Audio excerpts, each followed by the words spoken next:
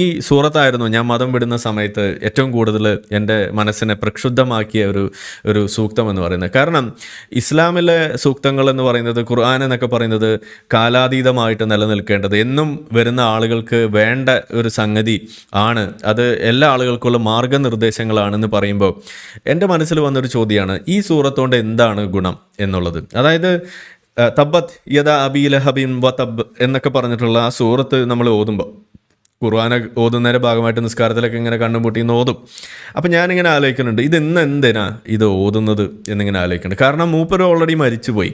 ഈ അബൂലഹബ് എന്ന് പറഞ്ഞ ആൾ ഓൾറെഡി ഇന്നില്ല, ജീവിച്ചിരിപ്പില്ല. പിന്നെ എന്തിനാണ് കൈകൾ നശിക്കട്ടെ എന്ന് പറയുന്നത്? ഓൾറെഡി നശിച്ചു എന്നൊക്കെയാണല്ലോ പറയപ്പെടുന്നത്. എന്തായാലും ആവട്ടെ, പുള്ളി അങ്ങനെ നശിച്ചിട്ടൊന്നുമില്ല. ആ പ്രവചനം അവിടെ ആ പ്രാക്ക് അവിടെ ഫലിച്ചില്ല എന്നുള്ളത് വേറെ വിഷയമുണ്ട്, പോട്ടെ.